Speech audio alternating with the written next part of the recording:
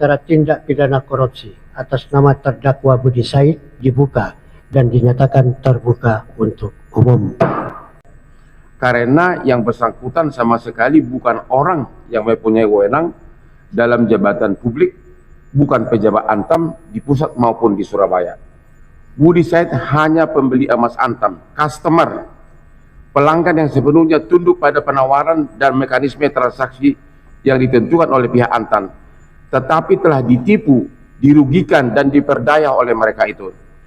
Budi Said tidak mendapatkan hak-haknya sebagai korban atau pihak yang dirugikan, yaitu emas yang dibelinya sesuai kesepakatan pihak Antam.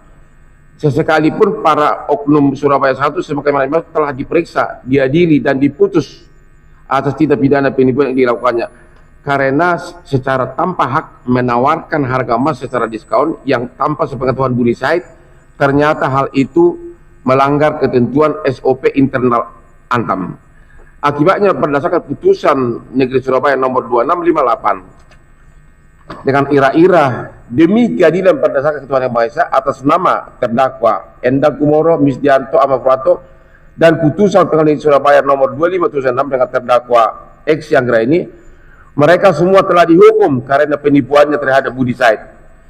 Kerugian yang diderita oleh Budi Said tentu tidak dapat dipulihkan dengan sanksi pidana, karenanya dalam ranah hukum perdata berdasarkan putusan pengadilan yang berkuat tetap, putusan Pengadilan Surabaya yang telah diputus sampai PK, Antam harus bertanggung jawab atas kelakuan oknumnya.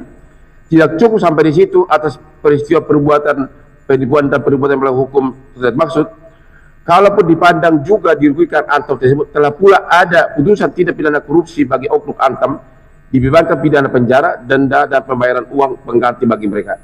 Oleh karena itu, sebagai suatu peristiwa sebenarnya telah lebih dari cukup putusan-putusan pidana yang telah dijatuhkan oleh lembaga peradilan terhadap oknum pejabat Antam, yaitu Endang, Misdianto, Eksi, serta Ahmad Kumoro, serta putusan perdata terhadap PT Antam secara institusional atas kejolimannya terhadap Budi Said, sehingga sebenarnya tidak ada dasar hukum sama sekali, tidak diperlukan bahkan tidak dimungkinkan minta pertanggungjawaban kepada Budi Said.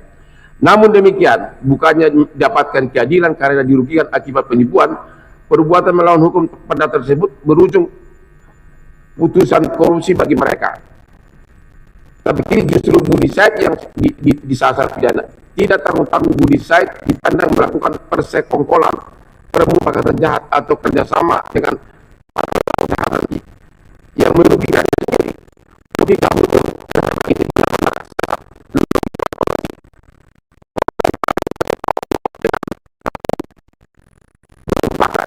yang merampoknya.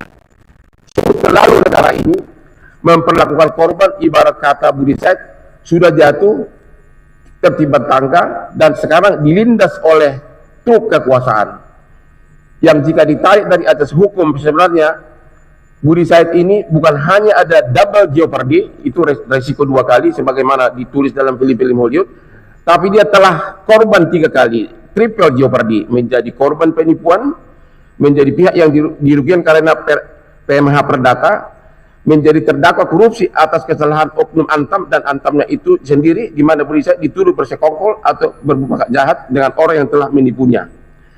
Sekarang ini seluruh rakyat Indonesia, para pengais keadilan teriak no viral no justice, khususnya yang bagi masyarakat ekonomi lemah.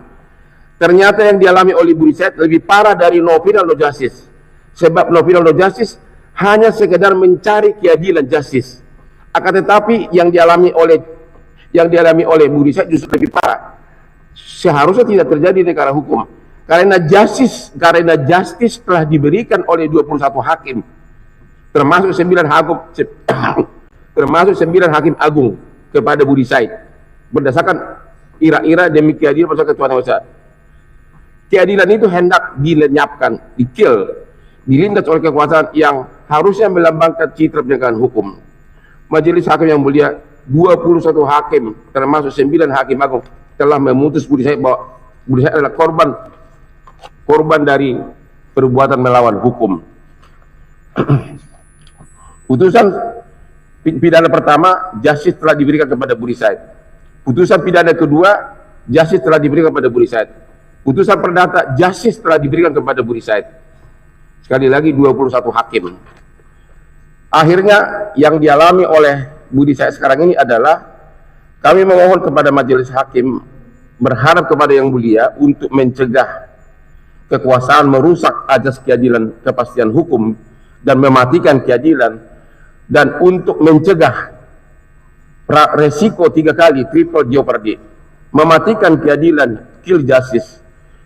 Jangan sampai ada pameo putusan pengadilan, siapa peduli. Majelis Hakim Mulia berikan kami dan 300 juta penduduk Indonesia untuk menghormati dan menghargai dan mengakui putusan pengadilan yang sudah inkrah, apalagi sudah sampai putusan Mahkamah Agung. Sebagai terakhir dari saya dari pengantar ini, kami hanya mengutip satu pengakuan dari Eksi di dalam putusan pengadilan tipikor di halaman 663 dan 664. Eksi menyatakan, dan ini hanya dengan dasar ini, perkara ini adalah perkara perdata karena ternyata 41 pandernya mendapat juga diskon perlakuan yang sama dengan Budi Said. Ini saya kutip apa adanya. Halaman 663 putusan tipikor. Eksi Anggraini menyatakan bahwa broker Eksi bekerjasama dengan pegawai PT Antam, yaitu Endang Kumoro, Ahmad Purwanto, dan Bisjanto dalam kerjasama pada saat ada founder atau pembeli yang tidak percaya dengan harga yang Eksi ditawarkan oleh Antam. Kalau ada founder yang tidak percaya, maka Endang Kumoro, Ahmad Purwanto, dan Bisjanto yang menjelaskan kepada calon pembeli bahwa harga yang Eksi tawarkan kepada founder di bawah harga adalah harga yang resmi dari adalah benar.